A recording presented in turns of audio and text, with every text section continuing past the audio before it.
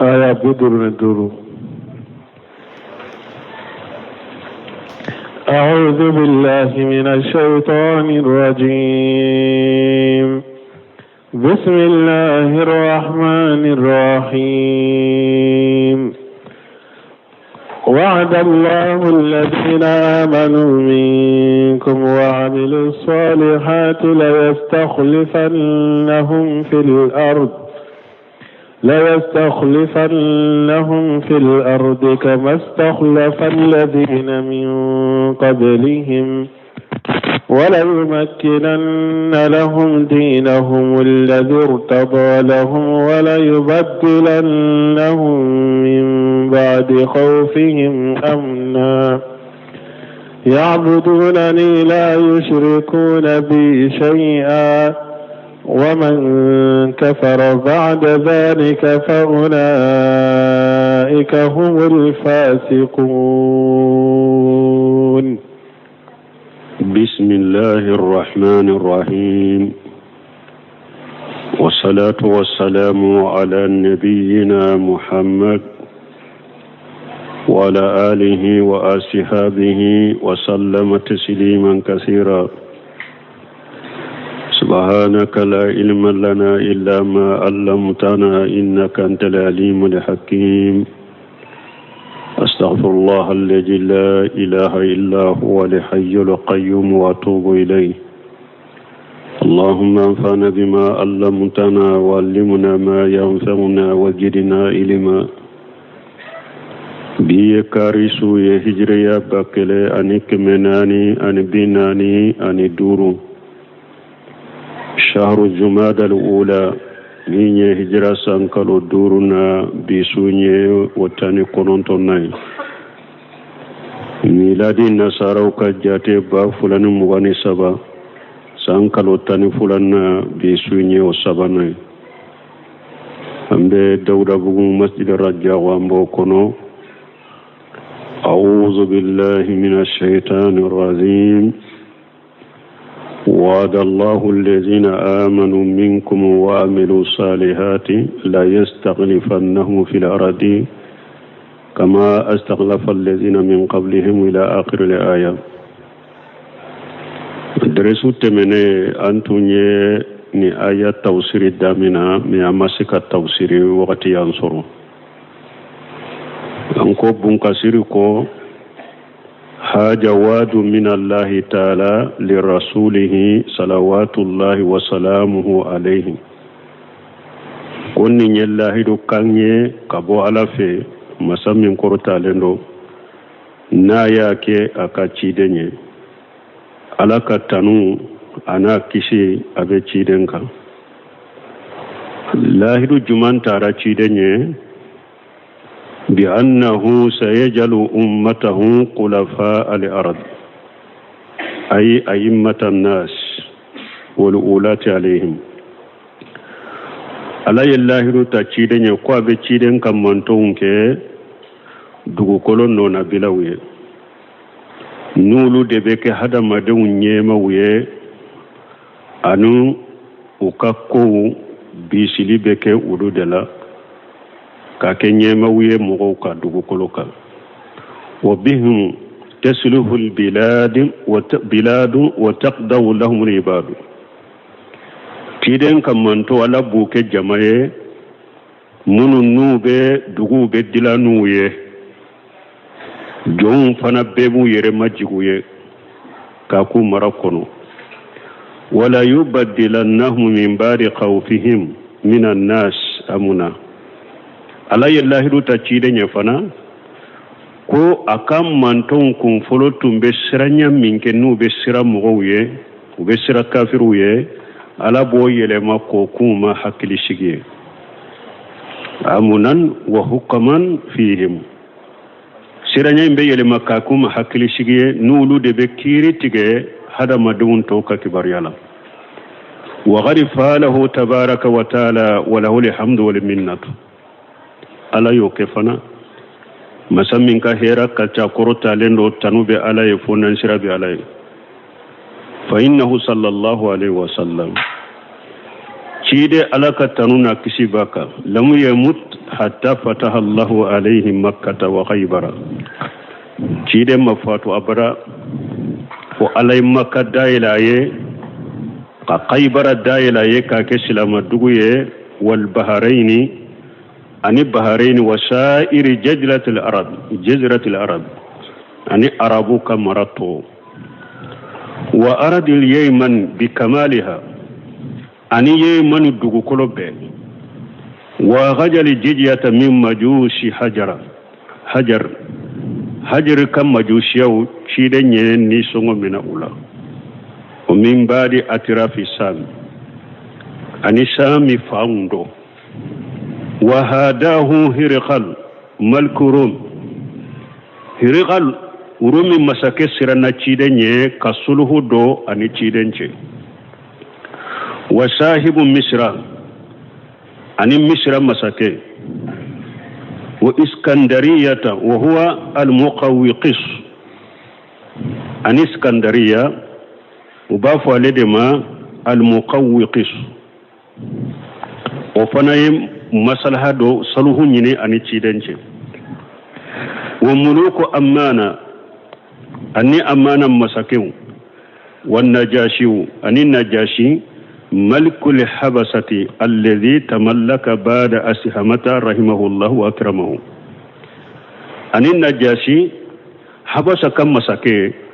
من حبس مرا أسهمة كوفي أسهمة مي على كهنا لا أني على أسهمة من بنا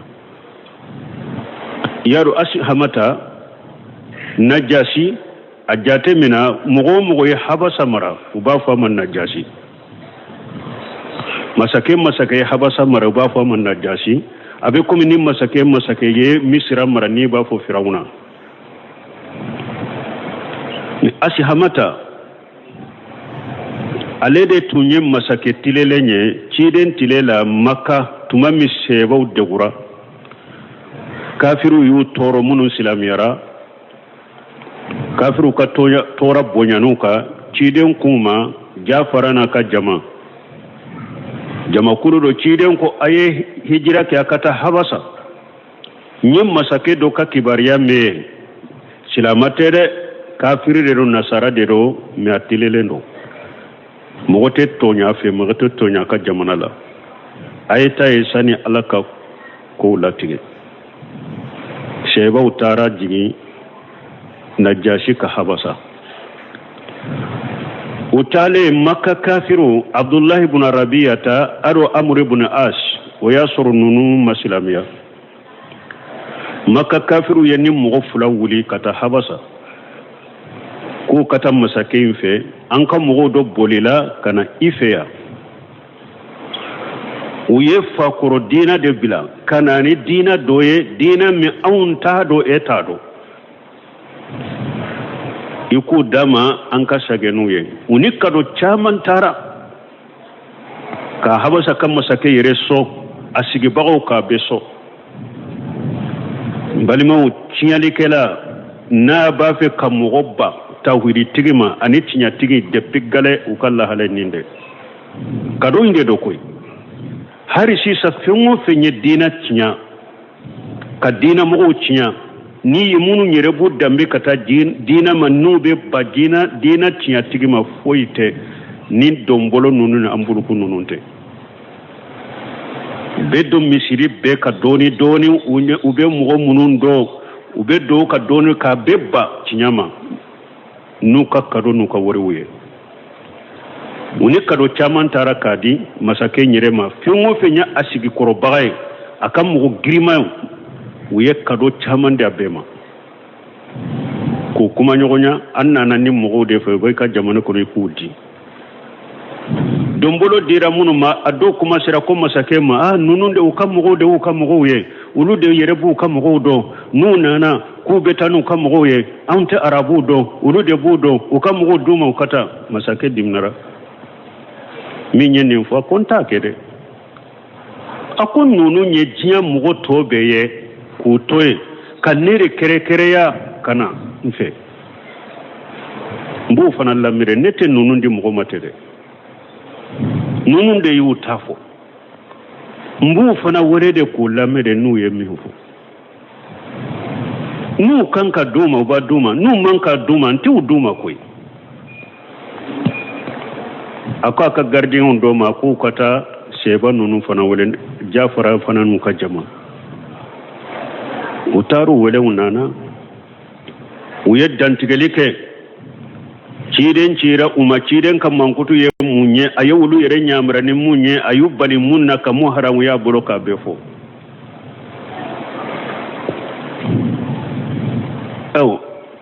ako abe mundo isa fana ka kibarela isa bunumana ya sura amuri bunasi ya fo ko ewa isa ko niyef ewa isa ni maryama ka ko nyinin ka ula ko be ko min fo wala ni auta te kelenya ani riwaye dawla fana kama sake konuna surugo ko nunu te mo bonya de awon fule kana anye sujudi biye me nulu na ulute so ka sujudi ke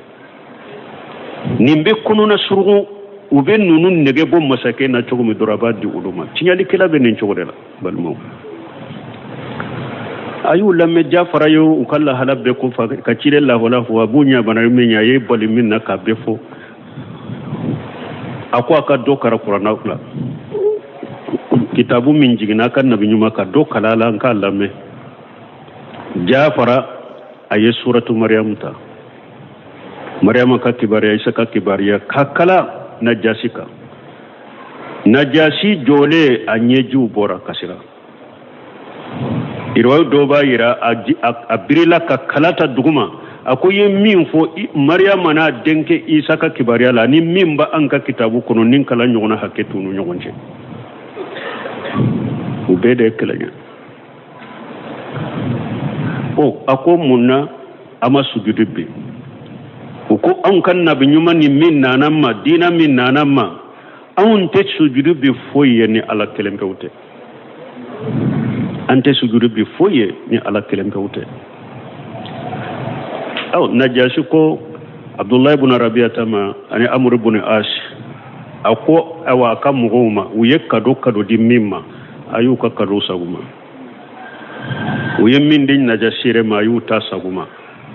ako aka jama bema minye mimmina asagide nunun teddi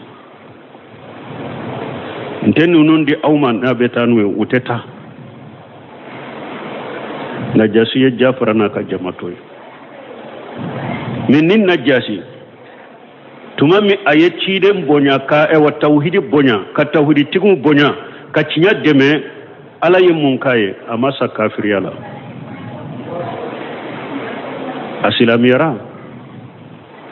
asilami apatura domi ala ye jibrila ci demma madina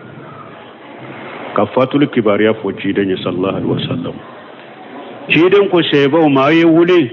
an ka salli aka bali maka ci den temina sheba unye usalliran najasi ka salatul ghaib usalliraka najasi abe jate tabina ye mani cide man faranyogon ka yoro la te jate seba ye me aye seba uye alimana ni cide nye kasaw ka be jate tabina de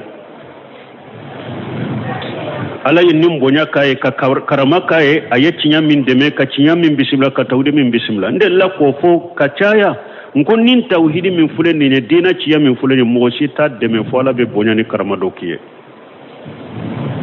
ni mi ta ye jinya kono ni ala ka jenye abe Allah sagolembe iba sallallahu alaihi wasallam na jati tafule ngoni ya jate mina hari fenya nama min bila la tauhidi kontrola ka tauhidi ko ala ya ta dama depuis jian kono kasara kanyanga kata do daka oye munye sunantere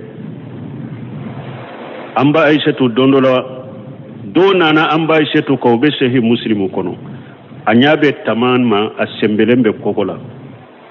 akwamba aishatu ma efana be tamanke munye akombe sunantere de fakanaye ako ciden ko ako ni mugo minye sunantere ye niya gosi sinya kela sara baraji keme biye me niya je ika baraji be nasi katade niya do dimi akoro sinya kele ka gosi akasa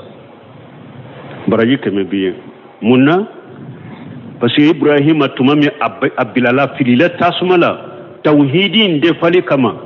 jinya ka fen nyanama be nana ube tasuma yin faga kabo ibrahima ka sunan tere nana ba finyede sariya ko aka faga na yere yoro tumami shehu suyidu suraimu kato haramu almamiyala ayi kutuba do kenninka akunni ya yira har ni min ye fenyana made na ye tauhidi ko ka tauhidi tugo ko amfana jugude do mo be tauhidi tigi contrôle be tauhidi contrôle ifana jugude do an jugude yoye ako sunan ture fule tumami abirare borema contrôle ka tasuma finye aka akeran juguye nanya ye yoro yoranka fa ulu fule suratul kahf kono tumami ulu tugura tauhidi tugu ko ulu ye fenjugu ba ala ko hari na daji e ciden ko hari na daji keri ka finila yube kamina akko sinya wolon fula na ika bogo kala me o ulu to fora qur'ana kono pasiga tugura tauhidi tugu ko o karama ye ulu soro o bonya ye ulu soro ayet tuguli min ke tauhidi tugu ko atogo fora qur'ana kono Abu Talib kafiri dedo ala ye kere ya fendo kaye lagara ala mo ke kafiri si ya jahannaba kono ni Abu Talib te Abu Talib jora cide nye ka deme ka defa anyana mayabbe fo dondola ako mbali make denke min fule ni nya ko mbali make denke ala yi cini minye ka bara tala ne fanati labila mogoye fonin do na dugu jukoro domi nte boyni mogosi ce nti labila mogosi ye tumama banana saya nanama ciden tara afe aya soro abu jahlin abdullah ibn umayya ba koro ciden ko ya ammi qul la ilaha illa allah kalimatun uhaju laka inda rabbi fi riwayat inda allah akon binanke akoyo ifrilla halamina la ilaha illa allah fu idala duro ni saroka mbe huja soronin ninye kaderela soronin ninye pour yomal qiyama mbese ka ala deliye chogo mi be warjanna men ci de nyani fo abdullah ibn umayya ani e abu jahl ba fo tariqa ba millat abdul muntalab ba fo abu talib ma safe saya nani ma iba fe kasira ammo ke ka dina iba fe ka bwalawa fo abu talib yereya fo ko ci de manin tunte sira ni quraish billa gosina yen fatulen ko fe ka fo saya nale man sirana li manani tige alaye iye min nyine fe ntumbi nya sumana ye ka fo sisa na maso ka fo asara kafiriyaka wana tabe alaye aya jigi cidenga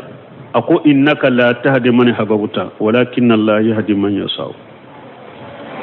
ako cide ete sika mo kanda min kadiye koy ni allah debe mo kanda min kandal yenjiya parce que cide nyaka na bu talibu ka kanda chogobe ala ko ay ako ete sika mo kanda min kadiye ni allah debe mo kanda min kanda yenjiya abu talib sara kafiriyaka afatulen unana fo cide nyewa uko ibnanke ali burabi talbi rede nana fa ko ibnanke filile sara ewa ciden ko ta sutura kana foi kede ate ko ate kasanka dowte kai ta sutura dure kana ali tara sutura nana ciden ye dowke aliye abbas ko cide madondola ako abu talibu yenni ewa ndemeli minki ela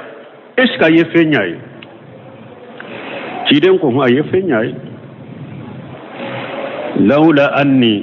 lakana fi dirkil asfal min an-nar ako yenne demeli minke ni o sababu tunte abu talib tumbe ke jahannaba dembe dugumade ma yenne demeli minke o sababu la yawmal qiyamah do aka jahannaba so de to ko dahdai jahannaba so min do samara la mande do abe juwa ka ba asoro a alikawa ka alikaba kuru furala mi aka kun ajole mbaka akono aba sura ka alikaba kuru furala akunkolo sembe be wuli sam ako Abu Talib de ka jahannaba soka fege kateme jahannaba dembe ka male yere nyana ka janga kata ka giri kateme beka ciden kere kere ani surunyali do mununye ani Abu Talib kere kere sura do munye ciden be ala deli yomal qiyama don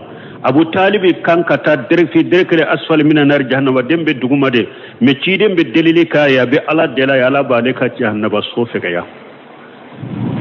abe bilad da hadai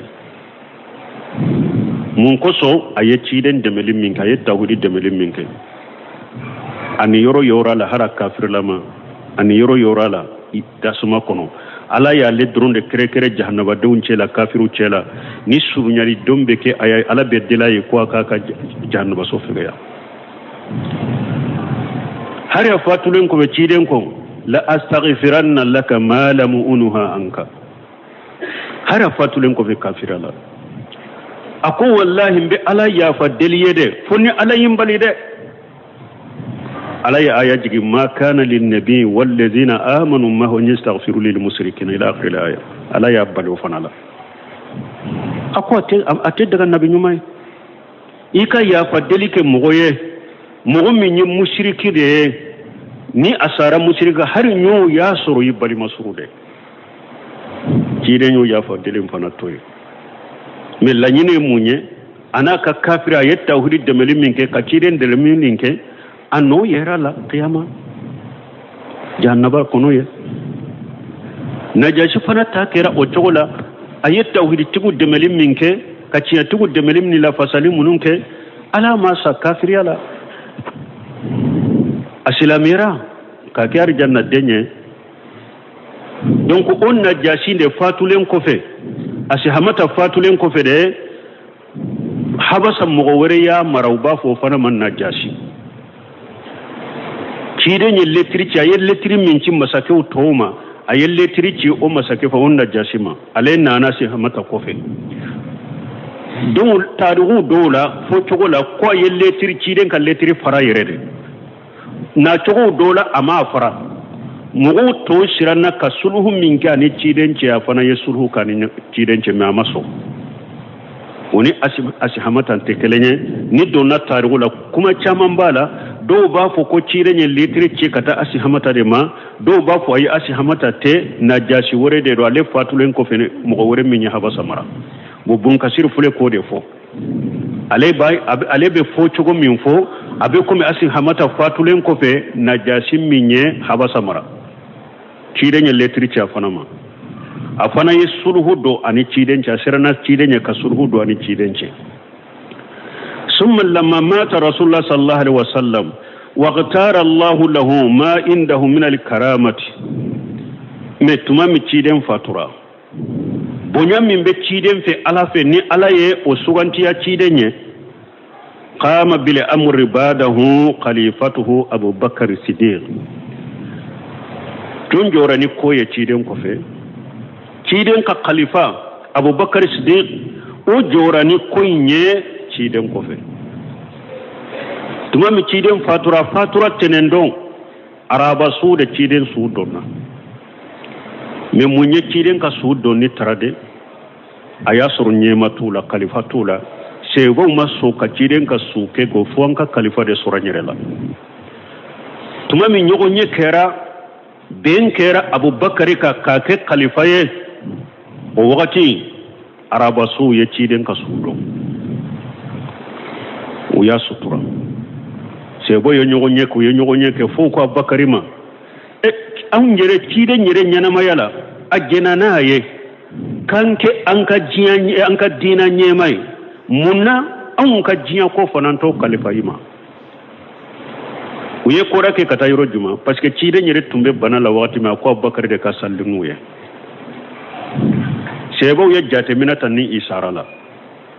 uko ciden jena na ye kanka dina ko khalifa ima ka toy bolo munna an fanate daila kanka jiya ko takadima uya Abubakar ke khalifa ye uye ciden sudo falamma su isa ma waha tumama Abubakar Siddiq min tun la furati den ko fe ayo be fara nyugonka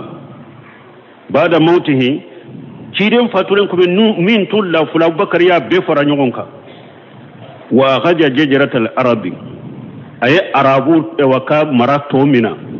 wa mahadaha ka fense kata wa basa juyus al-islam ila bilad faris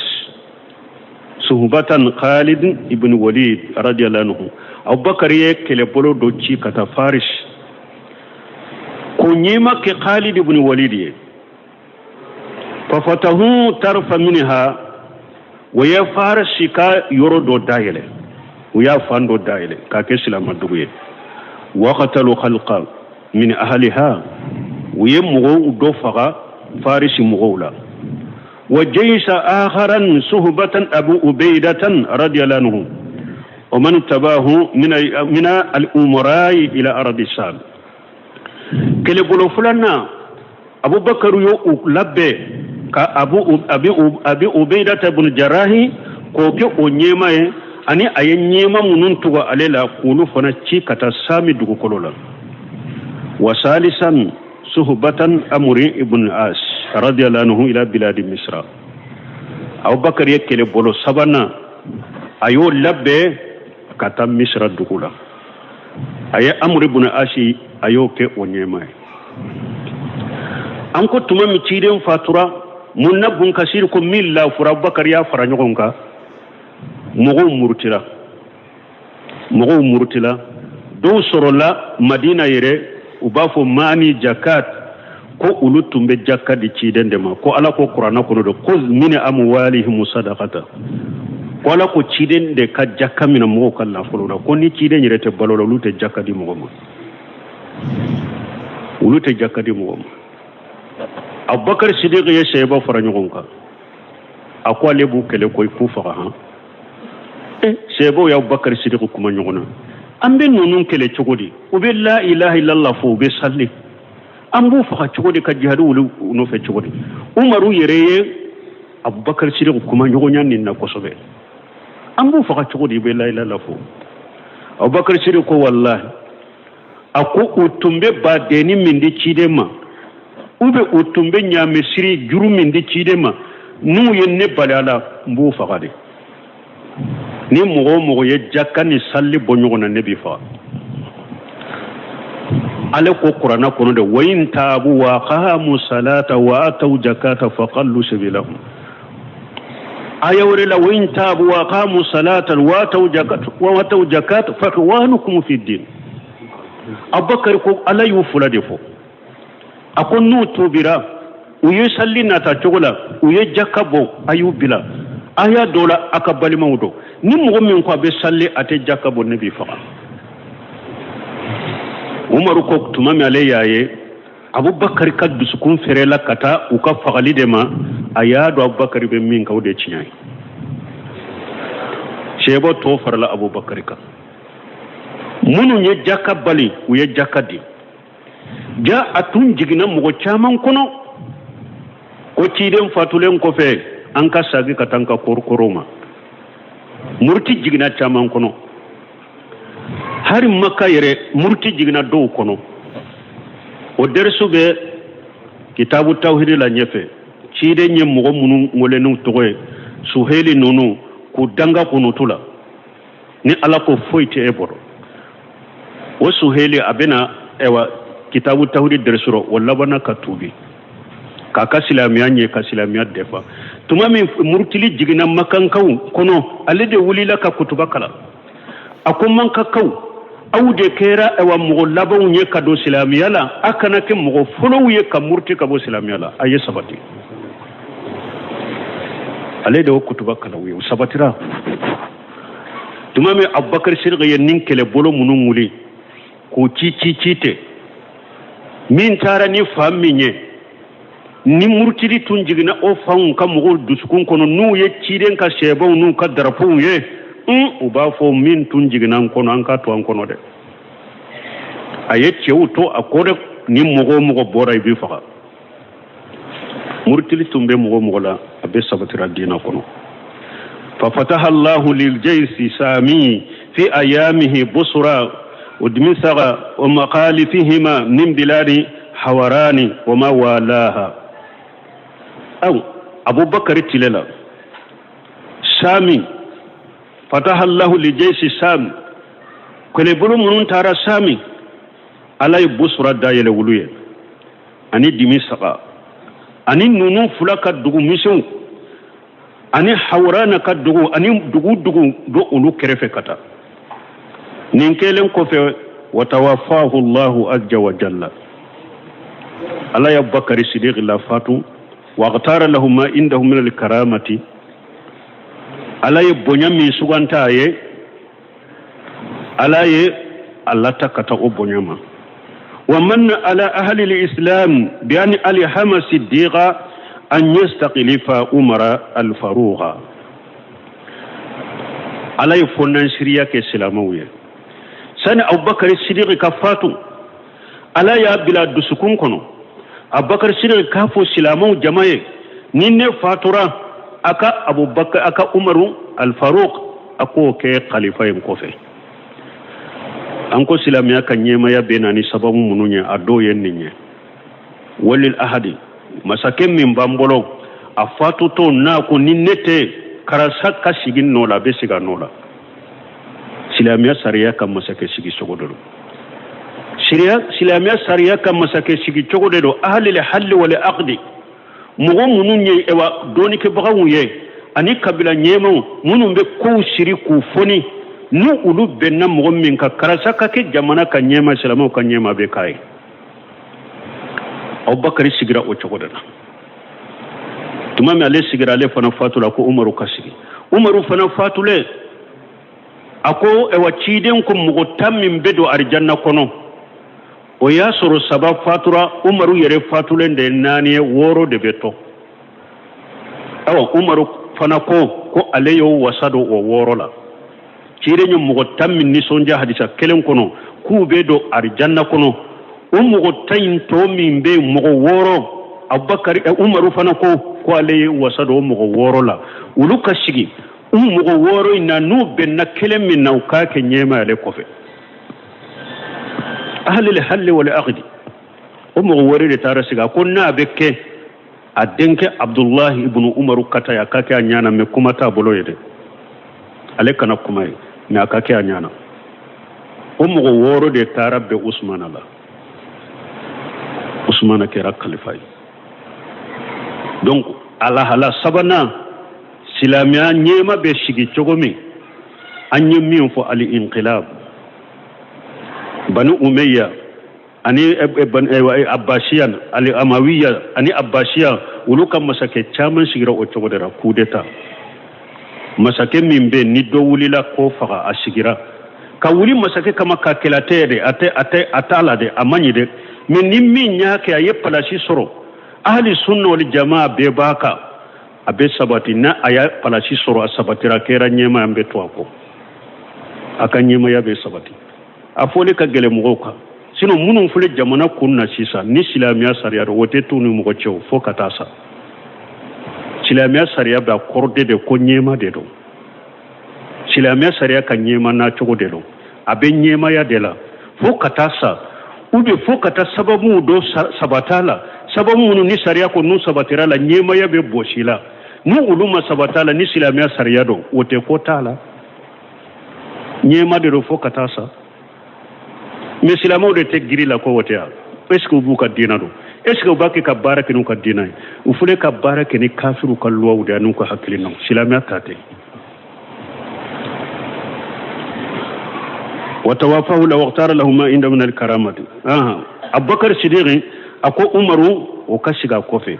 فقام بالأمر بعده قياما تاما عمر جوراني كوي أبو بكر كوفي جولي من دافلين كوسبه لم يدرك الفلك بعد الأنبياء لمثله كومبا سيما سكا كومبا سي أنيغونا كومبا مايه كيدون تا كوفي Umaru tila ye komba munun ko nyogona komba maye ci da unta ko fe fi quwwati shiratihi akata chogo ani ewa akan ewa ta chogo akata chogo atarani fangaye chogo minyema yala wa kamali adlihi anaka ewa tilenya dafale min tumbe nyema yala ni nabi nyimo ta ko fe mo ma nyogonya ye وتم في أيامه فتح البلاد الشامية بكمالها عمر تللا سامي كا دوغو كولو بين سامي كا دوغو بي وكيرا سلام دوغو عمر تللا أبي وديار مصر إلى آخرها أني مصر كا دوغو فوكاتو لبا وبكيرا سلام دوغو عمر تللا وأكثر إقليم فارس أني فارس كا دوغو مصر تشاما وكثر كسرى أي كسرى كري وهانه قية الحوان أي كسرى مسكت دوغيا ما دمبه وتحقق قهر إلى أقصى مملكته أو أتورا كبوا كوفي كتا كمر اللبا نيو أوفو أويه نكو أمرو تللا كله بولو سيبو ندلا كو خيسافو أي سيبو ولي فرسه وكله samba nani nyogona mugo munum be marala uyu kele kata nu surunyana masakema aka abe dugumina nu sebo surunyana la abeta duguwere ube kele ke kata nu surunyana la beta duguwere akono na filila o ya suro jamana bammi be jiyan kuna wakati shini ayelle trichi ka chidendo chi kata shini masakema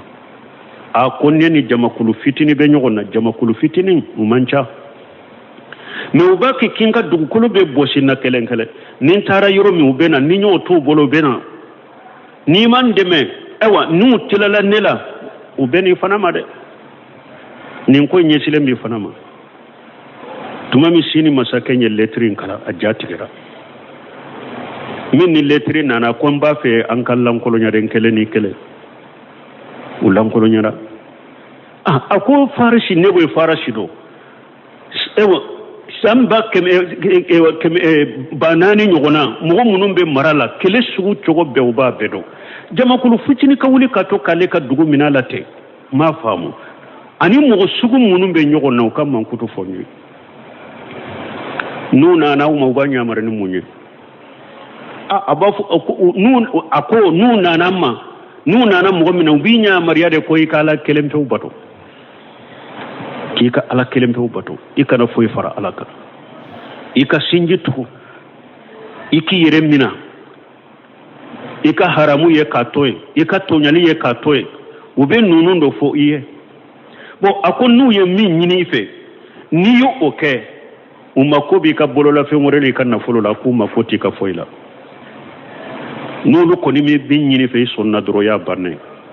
umakoti ka foila bo akoyala nu ye lahidu tawba bortoa ube jamfanke akolla ute jamfanke ute mo jamfade utoke abo akosi sabato chogo jumambu bolo ako salli wakati do de burbato chogo do de bibolo salli de rona wakati sera ku beke arande mo kelembe temenya bulla salli o salli minnu bake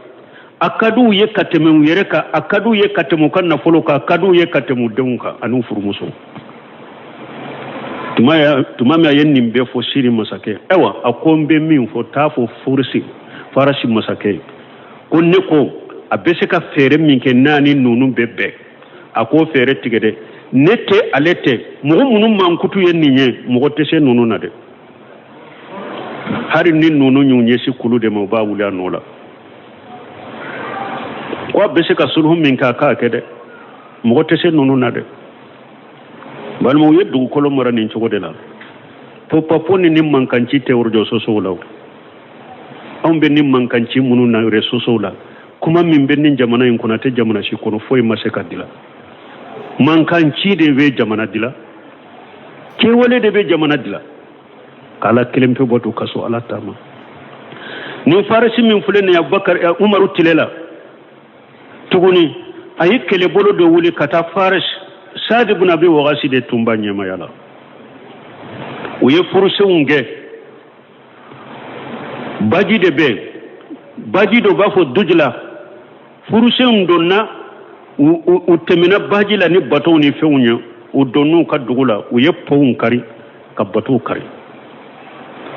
Sadi ibn Abi Waqas ni ajama be ji kofe utado besa kata usegere chogomi baji de ba annuche ponte batote ambeta chogodi aye Suleiman farasi wole Saadu bun Abi Waqas de kele nyama aye Suleiman farasi wole bon aku ede be kele chogodo ambe ninke chogodi Suleiman farasi ku akum bila tile saba mbe jama kulul laje kele bolo laje na ya soro alanya siranya bambolo alanya siranya dafale bambolo Musa kam mugo ne baji cili manka katema anka o sodi so bambolo ni alanya siranya bede iya do ciden ka kele bolo a wakati nu tara nu jigina yorma bete jigi nyogonka groupe do be jigi yamfe do be jigi yamfe do be jigi yamfe aye su sabani tile sabake abe yala sufi abeta nunu fe tile fe abeta nunu fe fo aye kele bolo be yala ka be chogodo aw anana Saadu bun Abi Waqas ma ko nye kele bolo be yala ciden ka sheba munum bi no fe ya alanya seranya be urhubanu fi layli wa furusanu fi nahar sufela la ala bato law tile fela la kele kelaw tile fe nu nani ma bebe la bende na kele minti ka krige dira obaka tamandila obaka bamuru labbe obaka sol labbe sufela la ibu soro sallila ako sufela la ala bato law tile fela la kele kelaw ni moy bi mbolo ni moy abambolo me ko be ede bolo de nyema awa Saadu bun Abi Waqas ko aye kele bolo be wala ka be fara nyugo ka be ka joka ke aranye be kinya si bajima o ya soro abe jukulu de filifana de baji te fana ko min jolendo de abe wuli abe boli witte si de la ako be ka joki nye si bajima be bismillah fo ka Allahu akbar fo sinya saba ni sinya saba na dafara ambe katile jinan ka do an ka tu segere aye bismillah fo ka Allahu akbar ko sinya saba uta mana jinde ka mimba ka solaw mimba ka falilaw mimba senna mimba nyameka beta mana jinde ka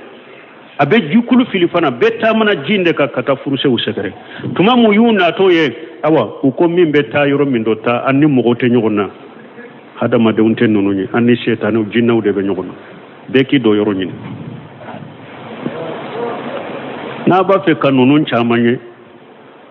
al furqan bayna awliya ar-rahman wa awliya ash-shaytan li shaykh al-islam ibn taymiya ayata tadru aben ni nyogona chama fo ciden ka sebo no tabina bolo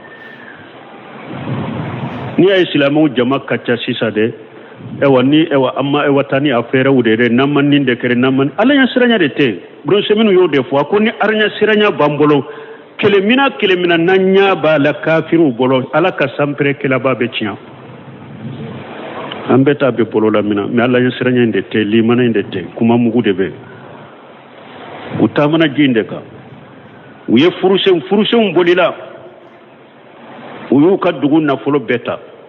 uye ewa sanu do toroye sanu tantalama nu beta yurumi unu beta de ukama sakede be sigo koro Saadu bun Abi Waqas na ka jamayo o sanu tantalama uya do nyame belebele fula de koka kanana Madina tumamu nana da Abubakar Umar bin Khattab koro unana da koro akwa fana kera danna ya mawyede mugo katanin na folo nyugona ta yoroja kanana ya chogola Ali ibn Abi Talib ko ede yallamu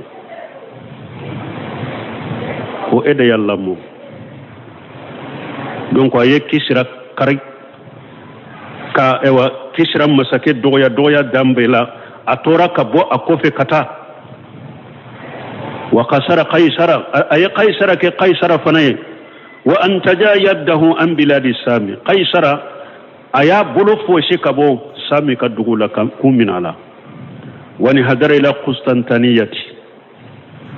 umaru ka kele tarak atemina kata Qustantaniya wa anfaqa amwalahum fi sabilillah ayufula kan nafulun nafaqati ala kasrala kama akhbara bijalika wa wada bihi rasulullah sallallahu alaihi wasallam komi cide aye ankibara no yo aye komi cide nyankibara no yo chogomi ko lahiru tanye chogomi alayhi min rabbihi atamma salami wa ajika salata alaka kisid dafalen be ciden kana katanu dafalen summa lamma kanat dawlatu al-usmaniyatu تمامي دولة العثمانية نانا مانا عثمان فنتلي وبافو دما دولة العثمانية امتدت المماليك الإسلامية إلى أقصى مسارق الأرض ومغاربها عثمان فنكتلي نالي سلامو كم مرس منكتا فتلي بيورو يرجع أن تلي بيورو يرجع ففتحت بلاد المغرب إلى أقصى ما هنالك الأندلس وقبرص من المغرب فنكت دغو كتا ويرجع ودايلا لا أني أندلس أني قبرص وبلاد قيروان أني قيروان من بتونسيا وبلاد سبتة مما يلي البحر المحيط أني سبتة كدغون يرم مني على البحر المحيط كرفه ومن ناحية المشرق إلى أقصى بلاد الصين تلي بويرو فنا وفنا دهي للا كتا الصين يرجع وقتل كسرى ويكسرى فقط وبعد ملكه بالكلية أكمر ببنبه وفتحت مدائن العراق العراق قد دقوا دايل لك كسلم الدقوية والقرصان أني قرصان والأحواج أني أحواج وقتل المسلمون من الترك مقتلة عظيمة جدا سلامو يتركوا كله كتركوا فقوا كله من كبو كسبه وخجل الله ملكهم الأعجم قنقانا تركوا كم مسكبا ألا يا لب لويه كلام لو يويه وجبي الخراج من المسارق والمخارب إلى حضرة أمير المؤمنين عثمان بن عفان رضي الله عنه من الجباية مني ما ندعو منو أو سلاميرا ناتورا كدغولا وبهر نمنو مسلاميا ناتورا كدغولا لا هرو بني سلامو تشي na yaka sene ke fiun sene min yaka jakaye ubi aba masake babila mugo kelen ka ika sene ke fe ni hake ika bo ika nati madina abedo baitul mali la chogo min ni kerebe kenaye jibaya yode wotumbe na e wasumana madina hari haruna rasidi tilala tumbore fon balmo mun kasir bena fo tuma muslimo yesira bilade usagira ko de ko bora ubolo haruna rasidi tilela abesigi abe yoro abesigi na ye kabanogo temeto ye samayala abafo kabanogo yoro min kadiye tayka ji boy niya boye sene ke femmin be sene ewa minye atanna beta kana dinne de maya ta abo yoro min kadiye o yasoro jinya abe ba marala ko tebe tay ika ji bo yoro la minye jia ni min sene naye atanna benani de soroya silamo tumbeni chode lambali mo وذلك ببركة تلاوته ني عثمان فني ني سروچ من نكرا دي ني عثمان كقران كلام كبركاي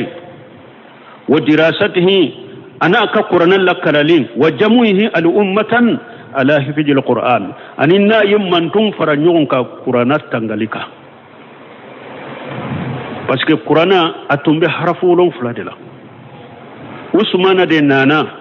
kasagi kata quraish ka harafuma arabu ka harafu to musafu ka wulujane atumbe ka harafu ron fuladila nimbakala nin chola comme usmana tilela ayat wa kuma sira faranfi ani mugo chaman kuma sira kado silamela mun nente arabu kanye asirana ni qur'ana tora harafu ron fulaina qur'ana kana nyagambi mugo bolo aya besage kata quraish kallangema har kalan chogo munun fule ambola be kalan chogo be quraish ani har ni umana bora nyogon koro e kolon nyunu fo chogo bora nyogon koro ni ibasoro ube nyogon wole kata mana kelendema ayi qur'ana sagi kata quraish kallangi ma ka qur'ana to munun be yurmi ku jani nin kera sababu ka qur'ana tanga ولهذا ثبت في صحيح أن رسول الله صلى الله عليه وسلم قال نinde koda sabatira hatta sahalen kono cide alaka cida alaka tawna kisbaka ko inna allaha jawalil arada ako alaye dugu kulo be fara nyugonka ka ayiralela faritum masariqaha wa magharibaha ko alaye dugu kulo e watile koro atile bonyoro ana binyoro kwa ya beye wa sayablughu mulka ummati ma jawali minha ako alay dugukolo yoro yoro fara nyogon kan ni ale yaye ko ale kam manton kam rabbi shabema aba kam rabbi shabema fa hana hanu nataqallabu fi mawadina Allah wa rasuluhu aw gun kasir ko anfule ambake kayele mayele fin kono alay min lahiru tanya cide nyen min lahiru tanya anfule kayele mayele kono wa sadaqa Allah wa rasuluhu alay cinya fo cide nyen cinya fo fa nashallallahu li imana bihi wa bi rasulihi ko ambi ala deli ala ka kanyan kalli manani alay an kalli manani a cidenye wal qiyama bi shukrihi ani an ka joni ala barkadai ala wajhi alladhi yurdihi anna chogoya minni ala be jenana am anka wa hadhihi karamatu ka qawlihi ta'ala nim bonya min fulninye nimbe kome ala ka kuma wajkuru ij antum qalilun mustadafuna fil ardi ala ko ay miri tuma min mu'minu aw tunye jamakulu fitini de dugo koloka aw la fule kata alaka aya labama la'allakum tashkuruna wa qawluhu ta'ala kama astaqlafa alladhina min qablihim ni alako komi alaye mo min kenno na bile munun temina ulunye kama qala ta'ala anni Musa alayhi salam nimbe komi ni ala ya fo kabo Musa ma alaka tanu kisibe Musa ka innahu qala liqaumihi Musa ko akam goma asa rabbukum an yuhlika aduwakum wa yastaghlifakum fil ardi fayanzuru kayfa ta'malun Musa ko akam goma ako abesheka ke abeke atigi ala bina ka jugu halaki aba aw kenno na bilay dugu koloka abina wo fana laje abe minke wa qawlu ta'ala laka kuma wa nuridu an namunna lil ladina ustudifu fil ardi wa naj'alahum a'immata wa naj'alahum liwarishin ala kunne ala balla nyini ka fonnan shirake mugoye uye mugo mununke mugo la fulenye dugu koloka ne ala ba fe kana fonnan shiraku ye ko kenye mawye ko ke dugu kolo ce tabagawe wa qawluhu wala yumakkinanna lahum dinahum ni ala ko aya kono ni ala binu kadina mafantiya uye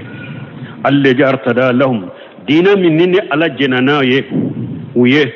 wala yubaddilannahum min ba'di khawfihim amna ukasiranya ni ala ba falika kumi hakli shigiye kama qala rasulullah sallallahu alaihi wasallam li Adi ibn Hatim komi ciden ya ko Adi ibn Hatim chokomi hina wafada alaihi tumami Adi ibn Hatim nana ciden ma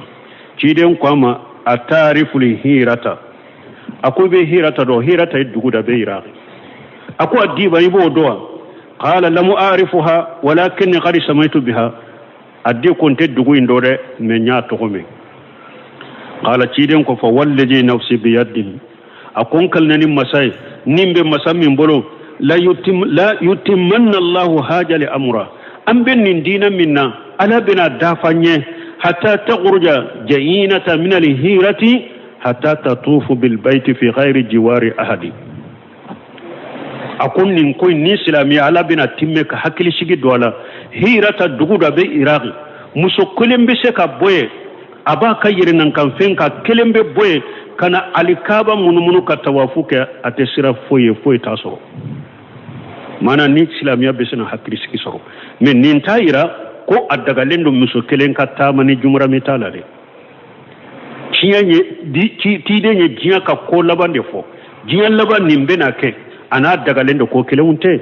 abi ko min ni ciden ko harisa dola la yakunanna min ummati aqwam yastahilluna lihiran wal maajifan wal khamra aku mugo bina surale kam manton la ube jeni yalla daga ube harira fini doni la daga ube dolomi la daga ube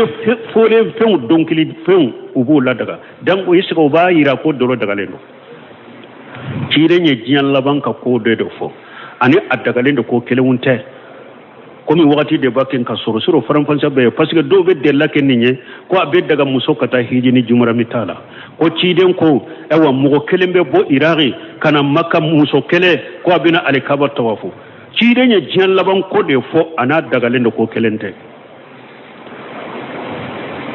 wala taftahanna kunuja kisra ibn hurumuja ako Adi ibn Hatim awa ako kisra ibn hurumuja awa okan na fulu fana be dayele islamawiye qultu Adi ibn Hatim ko aleko kisra ibn hurmuz ko le ko Kisra ibn Hurmuz parce que ali be Kisra ibn Hurmuz don mo sugu mun ranya fo ba nani nyogona mo min be marala kele cogo sugu be oba be do qala nam Kisra ibn Hurmuz cidan ko Kisra ibn Hurmuz akan na fuloi akad dugun na fulo bina daile ka dislamuma wala yubajjilanna limala hatta la yaqbaluhu ahadun awa ciden kun na fulo fana bina chaya hari allaba ni wulila ko ebe mugo nyini kan na fulo dama ki ka jakka dama ite mugo sur min ba mina ciden ko bina ke jiyan laba qala adibun hatim fa hadhihi ja'inatu takhruju min al-hirati fatatufu bil bayti fi ghayri jiwari ahadi bo adibun hatim ko lettilela ciden ko munun fo ayu doye akun musu kolen ko ni fule obe bo hirata abina alikaba munumunu mogo sitake ka koloshi mogo sitake ka garanti ka koloshi abena wala gari kuntu fi man fata kunuja Kisra bin Hurmuja mo mogo mununye Kisra bin Hurmuja kanna folo indayele ka dugu dayele ka kesilama duguye ako ale bulula ale yerebe ulula deja wallazi nafsi biyadihi akun kalna nimma sanimbe masammin bolo لا تكونن سالسة لأن رسول الله صلى الله عليه وسلم قد قالها أو أكو سبنا فنا بنا كده بس كتيرين ده يافو ويجمعي كن نفلو بنا شايا هري نيئي نفلو تكيبا دي دوما يتم مغسر من بين نفلو من إلا أكو بنا كده تيرين ده يافو واني معاذ بن جبل كحديث من معاذ بن جبل ما قال بين أنا رديف النبي صلى الله عليه وسلم همار كفن نيغونچه ko alebe ciden ko fe falila laysa bayni wa baynahu illa akhiratar rahali ko fuite aleni cidente ko nyame krige ewa tilo akhiratar rahali munye ube fenni min ke nyame krige ko fe ko odorone tumbaleni cidence qala ya muaz ciden ko muaz qultu labbaika ya rasulullah wa sa'adaika ko le ko ciden nyillamina kunna dia bebe e ciden de ka batolila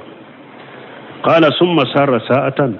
أقول تامنا دوني ثم قال يا معاذ بن جبل وكف تشيدن كم معاذ بن جبل قلت لبيك يا رسول الله وسعديك أقول تشيدن يلامنا كنا جاب إبتو ليدلا ثم سار ساعة وكف تارا دوني ثم قال يا معاذ بن جبل أقول يا معاذ بن جبل قلت لبيك يا رسول الله وسعديك أقول يلامنا تشيدن كنا جاب تشيدن تنيونيا قال هل تدري ما حق الله على العباد akon waju yala ibadowa alaka hakke minya ka jonko ibodo qulutu Allah wa rasuluhu alam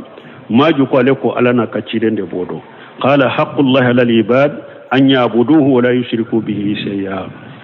awa cidon ko waju alaka hakke minya jonka uka alabbatu kana foy fara alaka hakke jonka uka alabbatu kana foy fara alaka summa sarra sa'atan wa kufu taraduni ثم قال يا معاذ بن جبل كيرنكم معاذ بن جبل قلت لبيك يا رسول الله وسعديك أكوني لا من لك تشيد كنا ديا بيبي إدتو نيونا قال فهل تدري ما حق العباد على الله جافعوا ذلك أكون ما جو يا العبادو ni jong ni alap kelim to bato ima fuy fara alaka yala jong fanaka hake alaka ibodowa qala qultu Allah wa rasuluhu alam ma ju ko aleko alana cidende bodo qala fa inna haqqal ibada lillahi Allah yuwajibahum awa akonni jong ala kelimpe batu ma foy fara alaka uluk fanaka hakim min be alaka ni ala yire ya bila yireka mogoma bila ka de ayire de ya bila yireka akanu la jaba bun karci ni hadisa doni munye mana namba fe ka dugu kolon mara yire suranka mara folo fen folo jumambe ni ankanka jonai tauhidi ni munum be awa amankanna ambe silama jamana nyini de la jamana ka ke silama jamana na ba fe jamana ka ke silama jamana aba ci siri fen folo minna alaka hakken ka sabati ala kelim to kabbato foy kana faraka ni mo silama jamana nyini bala abin ninde geleya ninde beke aka dawai ninde beke aka dala gese ninde beke aka kutubawye ninde beke aka dersuye abin ninde kala ka jami'a wula ala kelim to kabbato foy kana farako ka sabati jamana ko silama jamana nyini be minna de odedo meni ote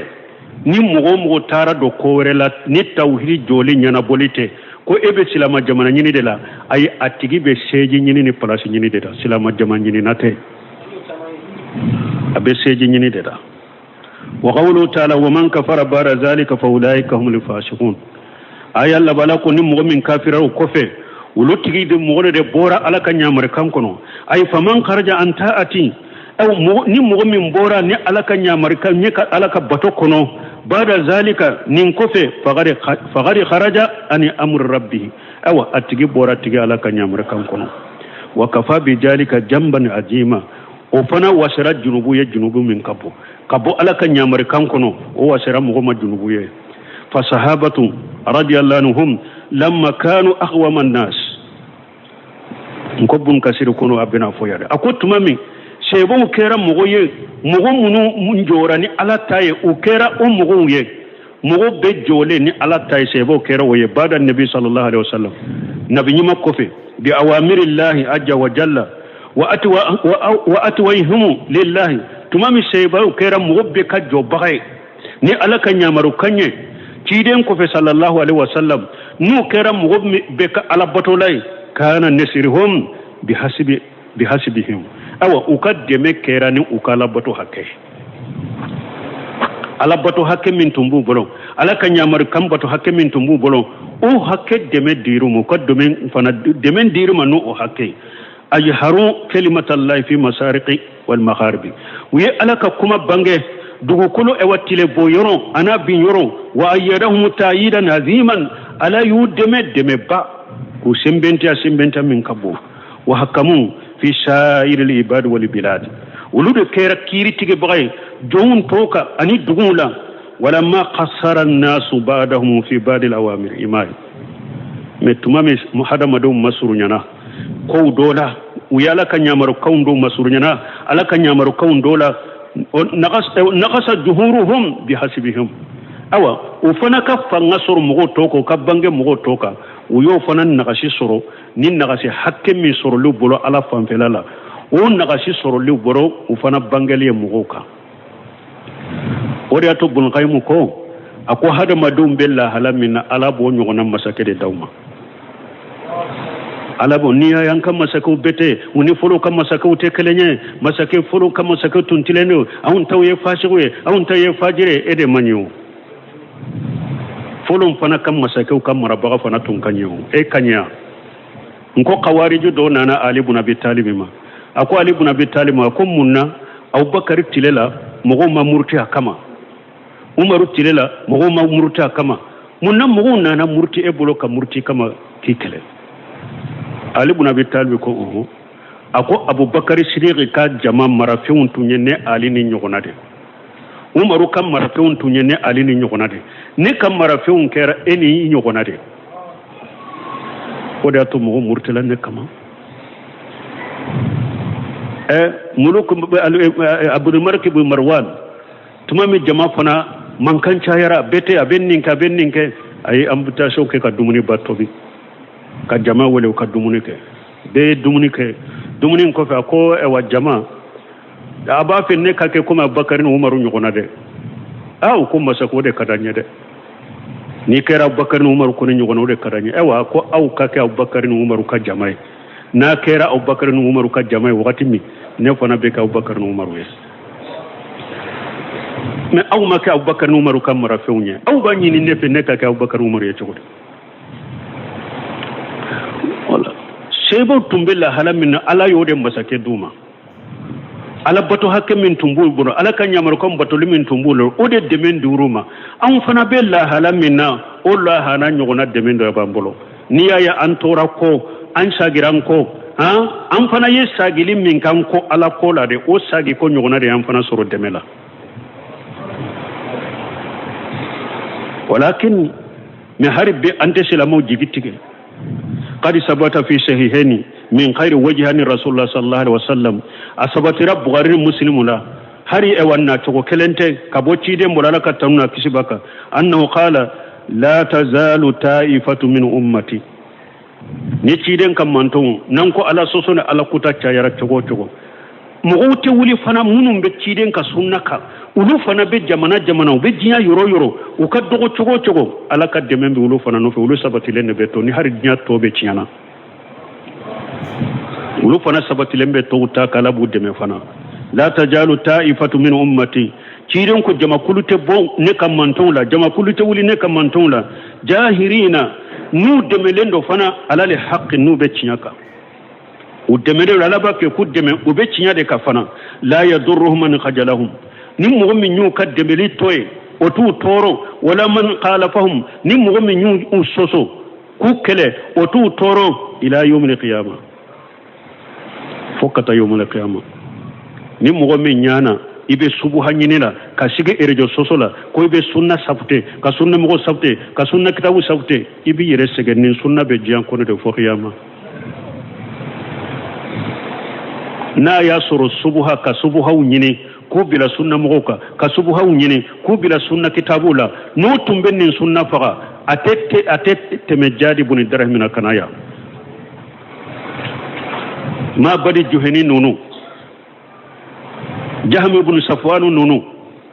mamuna tilela fo munun ko qur'ana ye danfe de kam masake korompe ka farawu yereka ni doni ke bagam mi mofo yini faga ahmad allah jarabilo ola ahmad tasabatila kilimtu ala ya tasabati afule ka fo jinya kono fo lagara hali sunul jama be baka atese ka buli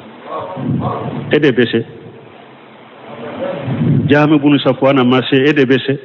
jadi bun dare hanu mase ede bese wasil bun atta mase se ede bese shabiq bin asali mad se ede bese shabiq bin asali ya jonye onana umaru tilala tumbe misra abdullah ibn umar ibn ashi tumbe subuha nyini na umimbe jamana ko na fana tumbo nyogona de ke ka subuha nyini qur'ana kono ka to ko fo ka subuha nyini hadisa wala ku bila sila mauchela ku barofo amuru ibn ashi ya ci bila umaruma ako dobiya alibe subuha de fo ka fitina wule sila mauchela re ako umaru ko ci kana abon misra kana ti madina mogodo na ale madina abdullah ibn amr ibn ashiye sabir ibn asli dama ko tanin ninye ka do umaru tege ani sabir ibn asli nana madina aya kan nyame na kan minanto yoromi aye sabir toy ayre tara umaru fe awa kum do ram misra de abdullah ibn amr ibn ashiye chedo di sabir kon kanan ka dem ako abemi ako abin kan minon ko awa ko ta no fere na tara ki dan mimbe kala be kila ta ika soro yede atara ye sebiqi minana nay aya soro umaru tara tamaru bolo jalawa ko do katu nyini ku bila kerefe ayu dai anana akoye jonya ko ne sebiqi bin asli akoye jonya ko ne umaru abdullah umar ibn khattab abdullah amirul mu'minin ne yode ako jariyati jarwa fali hamilat akoye de dode aye tamaru bolo jalata kunkolo ka goshi umaru ya goshi kunkolo ren tamaru bolo jara joli surula akoy ayata kata bila kasula utara bila kasula tile damaro temina akoy ta bokana utara bokana ya goshi joli surula akoy ta bila utara bila sai sabana utalata aya goshi ewa ako umaru ni be harim faga chokonye mais ni gosili kunye de sobo hammin bin kunkolo la o bora de ni gosili kunyo de kanin fa o bora koy ne bora wala ne yotoy umaru ko na bora o ya banne mais umaru maso akatu madina parce que sobo hamugo manyi de fitina mo de no amaso akatu madina aya bila kata iraq awa seba munumbe iraq aya fuye abbe ka yire tigala ani mogo kana baroke de ako atubira madda ka tubula bidia mogo manyi subuha mogo manyi mogo kana dala ana kana baroke be ki yire tige ka bola shebu kera iraqi kufa na sheba munun jamama ni wo baroke na le sigira dro bebe wuli ka toy ko ajimatu umaru kanya marika masaki ko ka gelwulu bolode uba fo umaru kanya marika bebe wuli kato mo sita nani ate kuma mina nyogona aya sura bu musa le asari de kufa ka gouverneuriat tuma min nim français janyana ka mo te kuma fe atubira ka tubunye awa tuma ma ba Musa la sariya do ka tubu nyana aye cibila umaruma bo ko Shabiq ibn Asli sisa kuna tubira ka tubu nya yere sikatala awa ko sisa be se ka nyamare di islamu ma konne ku ka kuma fe islamu kuma rafa odela me tuma mi khawariju wulila awa ko Shabiq ibn Aslima awa ko etumbe ko mi nyini awa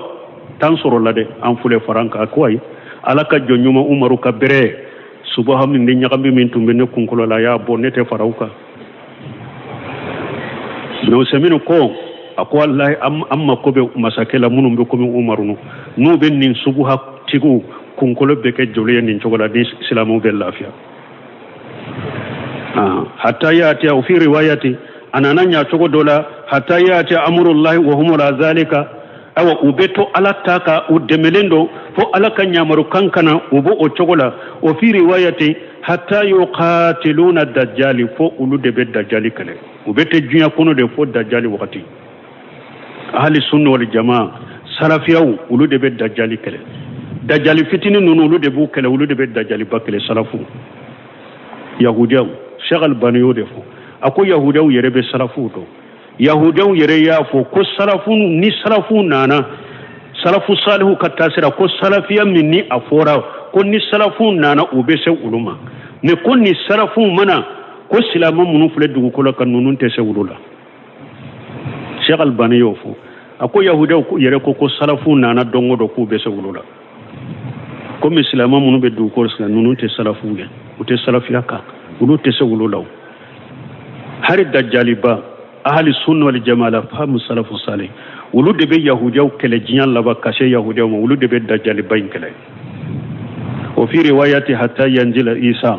abena chogo dola wubu kacinya kala bu deme fu kata isa jigi ibni maryama denke wo hum jahiruna udemelendo de fu kata isa jigi maryama denke isa jigi wubu kacinya ka udemelendo wa kullu hadhihi riwayati sahihatun wala ta'arud bainaha bun kasi ko ni riwaye munu fuleni nya be sahalende do utenyo ko ngule wakati sera ya subhanakallahumma rabbana bihamdika ashhadu an la ilaha illa anta astaghfiruka wa atubu ilaika